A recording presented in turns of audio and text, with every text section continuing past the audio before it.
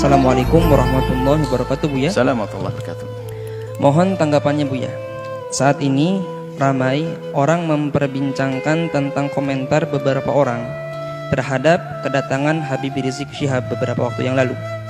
Ada yang menyatakan ketidaksenangannya terhadap penyambutannya. Ada yang merendahkan kehabaibannya. Kemudian juga meremehkan perjuangannya. Bahkan ada juga yang mencaci atau mengolok. Mohon tanggapannya, Buya. Bagaimana menyikapi tentang hal-hal semacam ini, Buya? Terima kasih. Bismillah. Kami akan menjawab. Pertama, kami bukan orang FPI. Harus tahu itu. Saya bukan anggota FPI. Kemudian setelah itu, yuk kita pandang segala permasalahan dengan akal yang jernih dan hati yang tenang. Pertama adalah kedatangan Habib Rizik disambut oleh orang sebanyak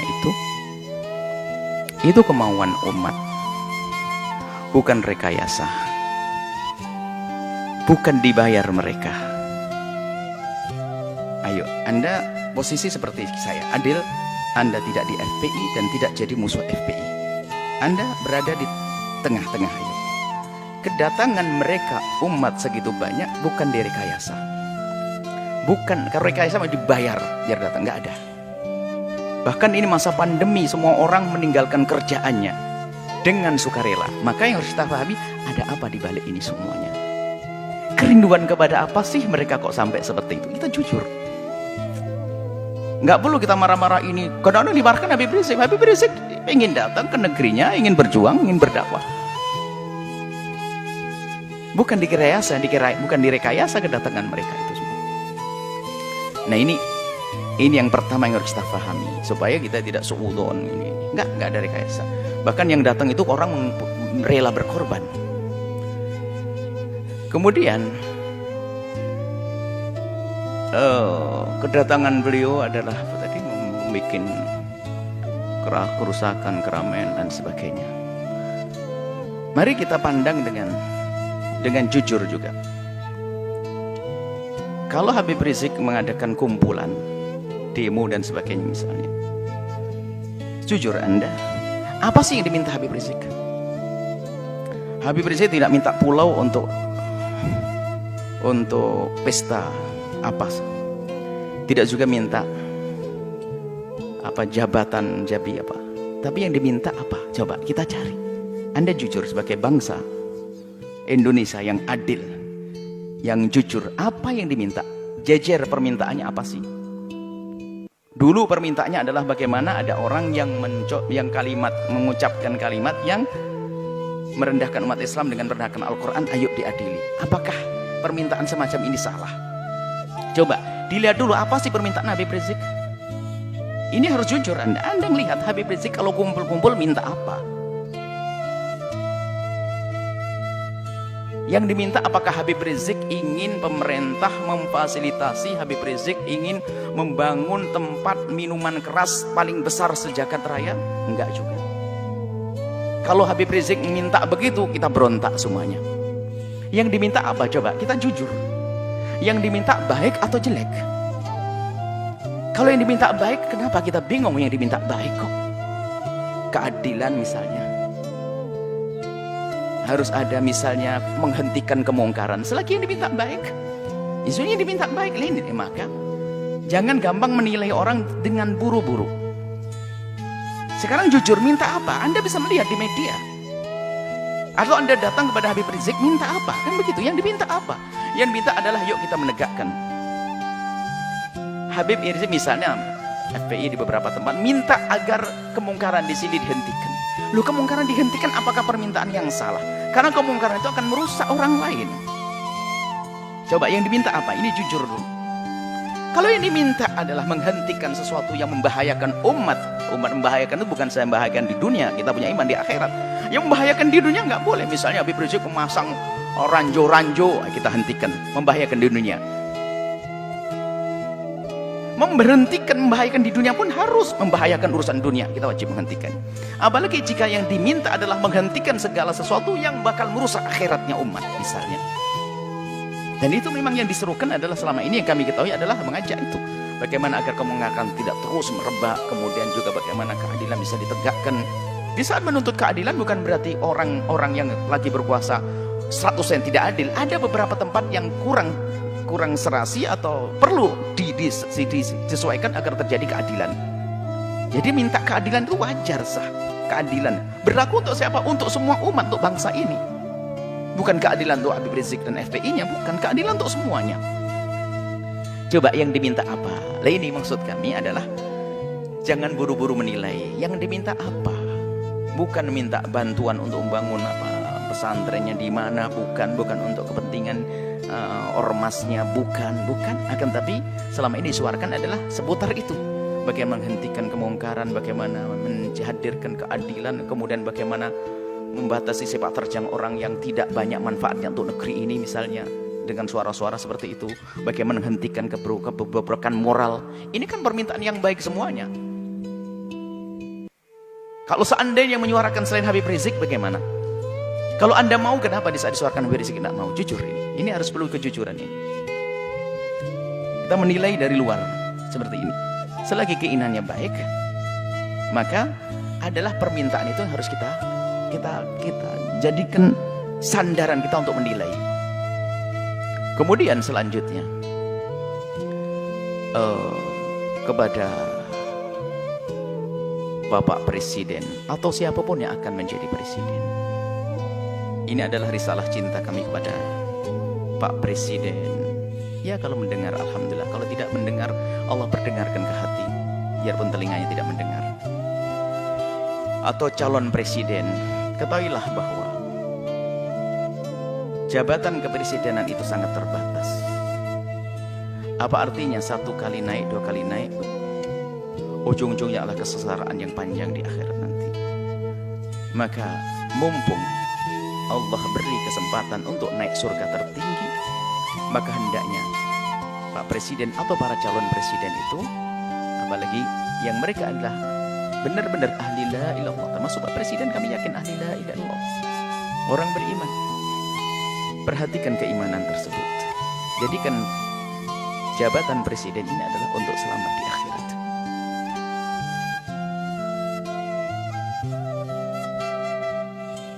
Maka selama ini panjatan doa semoga orang-orang seperti Habib Rizik dijaga dan bisa istiqomah, dan doa kita kepada Pak Presiden semoga juga Allah memberikan bimbingan agar bisa menjadi baik semuanya. Tidak perlu kita memusuhi, akan tapi kita perlu bagaimana menghantarkan kebenaran. Kita tidak punya permusuhan dengan Bapak Presiden, akan tapi kami punya cinta karena kami tahu beliaunya adalah ahli la ilaha illallah. Kami ingin bahasanya kelak juga selamat di akhirat. Maka mohon, atau calon-calon presiden yang akan datang, ingat jadi presiden adalah berbatas waktunya, tapi akhirat adalah selamanya dan tidak berbatas. Maka jangan sampai di saat menjabat kepresidenan ini adalah ditipu oleh orang-orang yang ada di kiri kanan kita misalnya, yang punya kepentingan syahwatnya, urusan dunianya, tidak ada hubungannya dengan imam, sehingga kita akan kebawa ke sana. Maka pandanglah dengan adil. Orang yang bakal mengganggu akhirat Anda pinggirkan. Anda bisa melihat pasti di kalangan menteri, di kalangan pokoknya harus dibersihkan dari orang-orang yang bakal mengganggu keselamatan kita di akhirat. Kami yakin Anda ahli iman. Kami mendengar Anda jadi imam sholat, Anda juga umroh. Subhanallah. Tinggal perlu Anda mengikuti hati kecil Anda bahwasanya Anda ahli iman. Maka segala sesuatu yang bertentangan dengan keimanan Anda ini aja diberesi, diselesaikan. Karena itu akan ada tuntutan dan tanggung jawab di hadapan Allah Subhanahu wa taala. Kemudian berlapanglah dengan masukan atau kritik dari siapapun. Maka di saat ada misalnya selama ini rame seperti tadi hubungan dengan Habib Rizik dan sebagainya, yang diminta adalah, kami yakin yang diminta Habib Rizik adalah di hati kecil Anda adalah Anda setujui keadilan, kebaikan dan sebagainya. Kami ingin bertemu, ini maksud. Kami yakin insya Allah, kami yakin husnudzon bahasanya Anda orang beriman, dan presiden setelahnya. Kami tidak mengarah kepada presiden tadi. Selagi itu keinginan yang baik, ayo kita kita sambut. Dan nanti secara umum kritik itu justru mengangkat kita. Bagaimana kita menjadi waspada. Kritik itu kadang kita tidak bisa sadar, tidak bisa mengoreksi diri kita sendiri. Akhirnya dengan kritik itu kita bisa berbenah. Kalau tidak ada kritik kita nggak akan waspada. Seperti di lembaga begini, kalau tidak ada kritik nggak akan ada perubahan. Ada yang kritik Buya, kenapa kok begini? Langsung kita buat perubahan. Kira gini, menarik. Semakin banyak yang mengkritisi Anda, sebenarnya semakin besar peluang Anda untuk menjadi lebih bagus. Hanya di saat dikritiki oleh seseorang, kita lihat, kita pelajari. Lalu bagaimana? Yang mengkritik itu sendiri diajak untuk menyelesaikan bersama. Karena yang mengkritisi biasanya punya bahan, punya modal untuk menyelesaikan masalah. Seperti ini. Ini adalah kepada pemerintah. Jangan menuruti orang-orang yang hanya menuruti hawa nafsunya. Anda akan rugi. Hidup Anda berbatas. Hidup Anda berbatas. Kita tidak rela la ilaha illallah di alam barzah mendapatkan seksa dan di padang mahsyar tersesa, di akhir tersesa. Tapi surga kah untuk semuanya? Surga untuk ulama, surga juga untuk presiden kalau mau. Inilah, maka kalau seandainya kesadaran semacam ini hadir, nggak akan ada ontran-ontran semacam ini. Semuanya aman tentram. Semuanya aman tentram. Bisa orang punya niat busuk akan terlihat begitu mudah. Apalagi sekelas presiden, sekelas pemimpin, itu sangat mudah. Orang ini niatnya hanya kepentingan urusan ini, kebaca. Artinya tinggal kalau memang tujuannya nggak benar, merusak negeri ini, merusak bangsa ini, amanah di hadapan Allah. Ya jangan diperkenankan orang semacam itu begitu. Jujur, bukan karena hawa nafsu, bukan hanya mempertahankan kekuasaan. Biarpun kita pertahankan akan berakhir ini kekuasaan kalau tidak kita pertahankan dengan cara yang benar. Tapi harapan kami adalah yang menjabat di negeri ini, presidennya adalah dengan Allah, dengan imannya, lalu selamat nanti di akhirat. Maka demo-demo yang selama ini Anda dengar, Anda perhatikan, Anda sambut. Sebagai seorang bapak ngayomi anak, sebagai seorang presiden, apa sih yang ayo diskusi yang baik. Seperti itu. Jadi selagi itu yang diminta hal yang baik, jangan ditolak. Kecuali dia minta jelek, minta membuat, mestinya ya harus ditolak itu. Perusahaan yang haram, perusahaan merusak, perusahaan ini, perkumpulan merusak.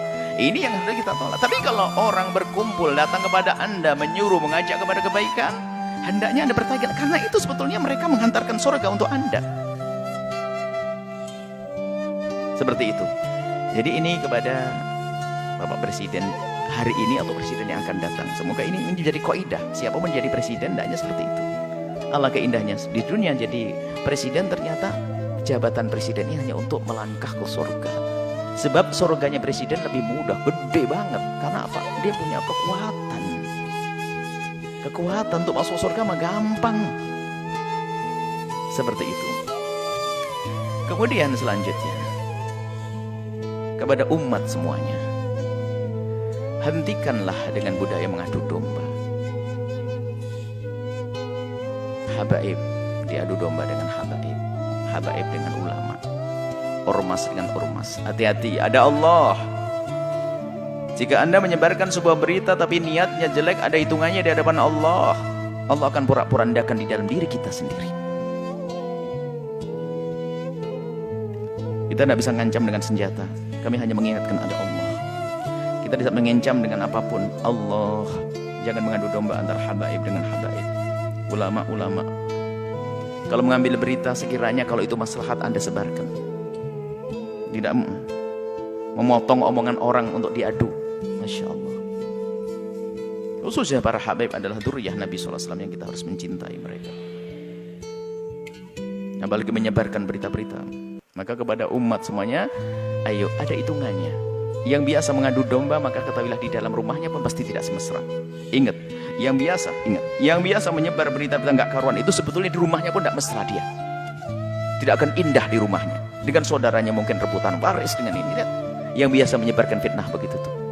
Yang suka nyebar fitnah-fitnah, memfitnah para habaib, memfitnah para ulama itu, kalau dilacak dalam rumahnya nggak ada mesra. Itu nggak tegur sapa sama saudaranya berbulan-bulan, bertahun-tahun. Mungkin tidak akur dengan bapaknya juga. Kenapa? Hati yang kotor itu. Menfitnah habaib, menfitnah umat Nabi Muhammad, ngadu domba umat Nabi Muhammad saja nggak boleh, apalagi ini dzurriyyahnya Nabi Muhammad SAW. Kemudian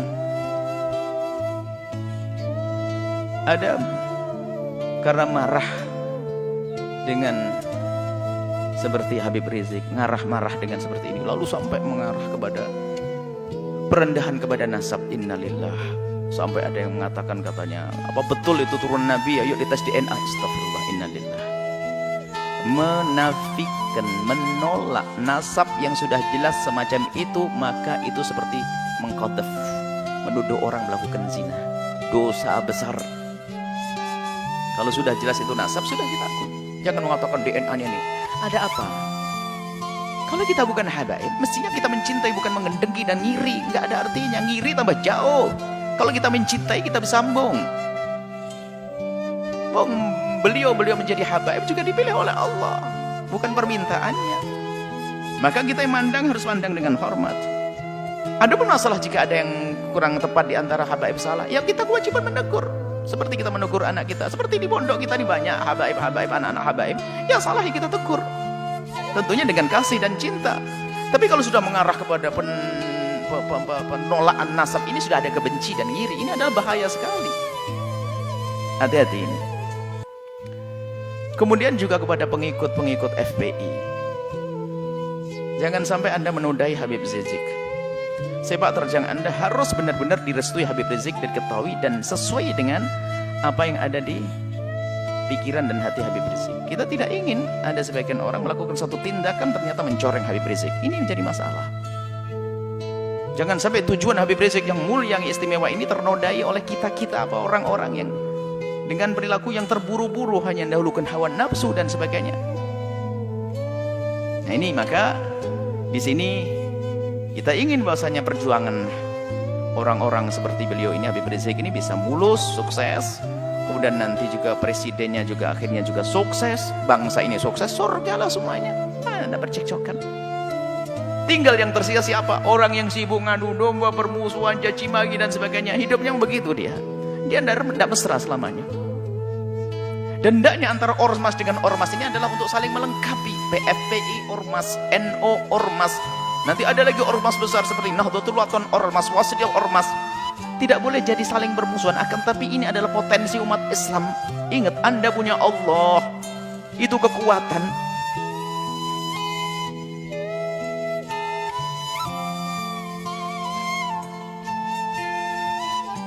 Semoga Allah menjadikan kita juru damai di negeri ini. Yang berjuang semoga diberi keikhlasan. Yang punya kebencian dengan pejuang-pejuang semoga diberi kesadaran dan diampuni oleh Allah. Pejabat-pejabat semoga dimulai dari presiden sampai bawah, semoga Allah berikan hidayah, bimbingan, sehingga semuanya kita ini selamat. Tidak boleh kita mengharapkan orang celaka masuk neraka. Kita harus merindukan mereka. Nah, kalau semuanya atas dasar ini semuanya, kesadaran rindu kepada Allah, menganggap kebenaran sebagai kebenaran, maka semuanya akan beres. Yang menjadi masalah adalah kita dikuasai hawa nafsu. Kita tahu itu kebenaran hanya karena bertentangan dengan kepentingan pribadi saya, maka saya tolak. Enggak. Muncul kebencian-kebencian dengan para ulama, kebencian kepada para habaib, naudzubillah. Adapun orang yang membenci Islam itu memang selalu ingin merusak Islam, itu urusan mereka dengan Allah, ada hukumannya nanti di akhirat. Jadi maksud kami mulai dari berbicara tentang Habib Rizik sampai terakhir pengikut Habib Rizik, dan juga di dalamnya ada presiden, di dalamnya ada orang yang mempertanyakan nasab. Ayo, yang salah dalam rentetan cerita ini, ayo kita sadar diri. Kita ingin tentram damai, jangan ada permusuhan, ya. Kita dengar kalau itu kebenaran sebagai kebenaran. Jangan sampai kita ini adalah mendahulukan hawa nafsu kita.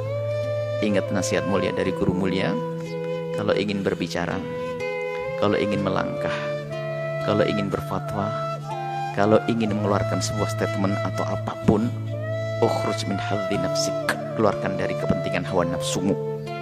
Hawa nafsu jabatan, hawa nafsu tahta, hawa nafsu.